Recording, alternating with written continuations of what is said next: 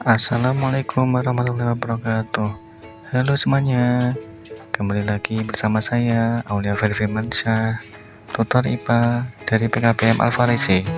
Hari ini kita akan membahas tema upaya pelestarian hewan dan tumbuhan.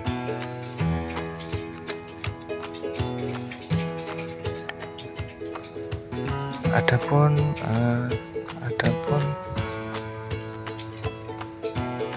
mengapa kita harus menjaga hewan dan tumbuhan? Yang pertama, menjaga keseimbangan alam sekitar agar kehidupan di muka bumi tetap berjalan dengan baik. Kedua, melestarikan keanekaragaman hewan dan tumbuhan yang bermanfaat bagi ilmu pengetahuan dan masyarakat. Ketiga, memenuhi kebutuhan masyarakat, misalnya untuk bahan bangunan, makanan, dan obat-obatan. Keempat, tumbuhan dapat menciptakan lingkungan yang nyaman dan mengurangi pencemaran udara. Kelima, dapat digunakan sebagai tempat hiburan dengan membuat taman rekreasi atau kebun binatang. Keenam, memberikan rasa indah terhadap alam. Selanjutnya, apa penyebab kemunaan hewan dan tumbuhan?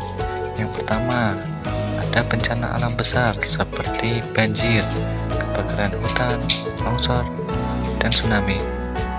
Penyebab yang kedua berasal dari aktivitas manusia, seperti menebang hutan secara liar, memburu hewan atau satwa yang dilindungi, dan alih fungsi hutan.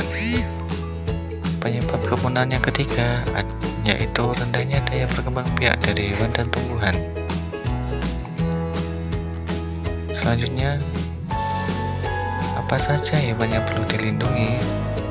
Ada harimau Sumatera, orangutan, komodo, gajah Sumatera, badak berjumlah 1, anoa, lumbung Jawa, burung cendrawasih.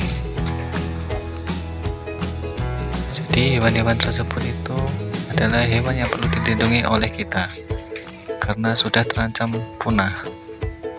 Selanjutnya ada tumbuhan yang perlu dilindungi seperti bunga bangkai, Rafflesia arnoldi, kantong semar, cendana, damar, anggrek hitam, ulin, dan daun bayung.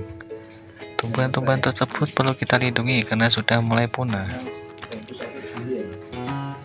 Bagaimana sih cara melestarikan hewan dan tumbuhan agar tidak punah? Supaya hewan tidak punah, yaitu yang pertama, melindungi hewan langka tersebut. Kedua, membudidayakan hewan langka tersebut. Ketiga, tidak melakukan perburuan hewan langka dan melaporkan setiap aktivitas perburuan hewan tersebut kepada pihak berwajib. Selanjutnya, upaya pelestarian dari tumbuhan yang langka. Yang pertama, tidak melakukan penebangan pohon secara liar. Kedua, melakukan tebang pilih.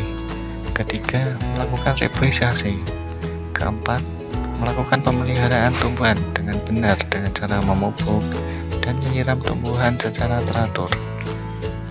Selanjutnya, ada upaya atau usaha dari pemerintah untuk melestarikan hewan dan tumbuhan langka, seperti pemerintah membuat cagar alam, suaka marga satwa, dan hutan lindung.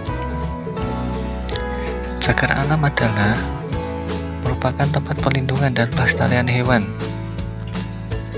tumbuhan, tanah, dan air. Contohnya, cagar alam Tanjung Puting di Pangkalan Bun, Kalimantan Tengah, sebagai konservasi orang utan. Ada cagar alam Teluk Baron di Kabupaten Gunung Kidul, Yogyakarta, yang dijadikan sebagai tempat wisata, dan lain-lain. Sedangkan suaka marga satwa adalah bagian dari cagar alam yang merupakan tempat untuk melindungi hewan-hewan tertentu, terutama yang hampir punah demi keberlangsungan hidupnya. Contohnya suaka marga satwa Taman Nasional Ujung Kulon di Jawa untuk melindungi satwa badak. Ada Taman Nasional Komodo untuk konservasi hewan paling langka di dunia, yaitu komodo di Bajawa, NTT, dan lain-lain. Ketiga, hutan lindung. Hutan lindung adalah kawasan hutan yang mempunyai fungsi sebagai daerah menyimpan cadangan air tanah, mencegah banjir, dan mengendalikan erosi dan tanah longsor, memelihara kesuburan tanah, melindungi hewan dan tumbuhan yang hidup di dalamnya. banyaknya tumbuhan di hutan akan membantu air untuk ditahan dan diserap tanah. Sekian dari pembahasan kita hari ini tentang upaya pelestarian hewan dan tumbuhan. Semoga bermanfaat ya. Sekian dari saya. Wassalamualaikum warahmatullahi wabarakatuh.